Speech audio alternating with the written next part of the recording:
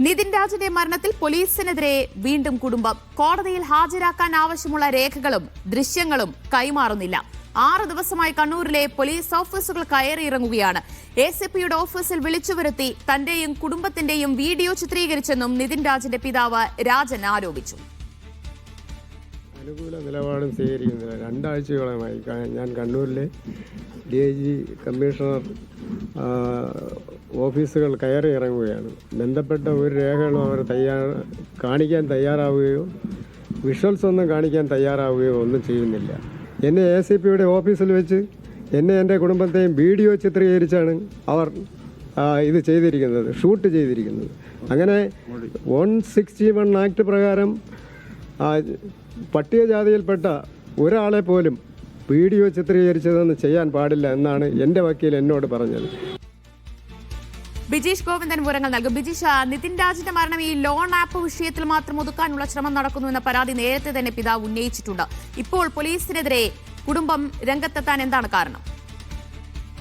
ഇതിനകത്ത് കഴിഞ്ഞ കുറച്ച് ദിവസങ്ങളായി കമ്മീഷണർ ഓഫീസും അതുപോലെ തന്നെ ക്രൈംബ്രാഞ്ച് ഓഫീസിലെല്ലാം നിതിന്റെ പിതാവ് കയറിയിറങ്ങുന്നുണ്ട്. ഈ കേസുമായി ബന്ധപ്പെട്ട ചില വീഡിയോ ദൃശ്യങ്ങൾ വേണമെന്നുള്ളതാണ് അദ്ദേഹത്തിന്റെ പ്രധാനമായിട്ടുള്ള ആഗ്രഹം.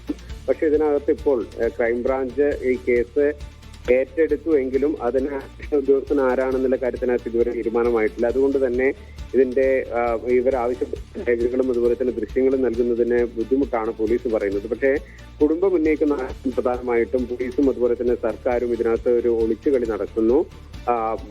ഈ പ്രതികളായിട്ടുള്ള ഡോക്ടർ റാമിനെയും അതുപോലെ തന്നെ സംഗീതയെയും രക്ഷിക്കുന്നതിനുള്ള നീക്കങ്ങളാണ് പോലീസിന്റെ ഭാഗത്ത് ഉണ്ടാകുന്നത് എന്നുള്ളതാണ് അദ്ദേഹം പ്രധാനമായിട്ട് ആക്ഷേപം ഉന്നയിക്കുന്നത്. കഴിഞ്ഞ ദിവസം മുൻകൂർ ജാമ്യം ലഭിച്ച ഡോക്ടർ സംഗീത പോലീസ് സ്റ്റേഷനിൽ, അതായത് ACPക്ക് മുന്നിൽ ഹാജരായ ഘട്ടത്തിൽ അവർക്ക് വലിയ തരത്തിലുള്ള സ്വീകരണം ലഭിച്ചു എന്നടക്കമുള്ള ഗുരുതരമായിട്ടുള്ള ആരോപണം Y രാജൻ ഉന്നയിക്കുന്നുണ്ട്. റാമിനെ പിടികൂടാത്ത ഉൾപ്പെടെയുള്ള കാര്യങ്ങൾ ഈ ഒത്തുകളിയുടെ ഭാഗമാണെന്ന് പറയുന്നു. അത് കാരണം ഈ ദൃശ്യങ്ങളും മറ്റും ലഭിക്കാത്തത് കാരണം ഇവർക്കിപ്പോൾ കോടതിയെ ഈ വിഷയത്തിനകത്ത് സമീപിക്കാൻ പറ്റാത്തൊരു സാഹചര്യം നിലനിൽക്കുന്നുണ്ട്. ഇതൊക്കെ പറയുമ്പോഴും ഉദ്യോഗസ്ഥന്മാർ തീരെ അനുഭാവപൂർണ്ണമായിട്ടുള്ളൊരു നിലപാട് തങ്ങളോട് കാണിക്കുന്നില്ല, കുടുംബത്തോട് കാണിക്കുന്നില്ല എന്നുള്ളതാണ് പ്രധാനമായിട്ടും Y രാജൻ ആക്ഷേപം ഉന്നയിക്കുന്നത്.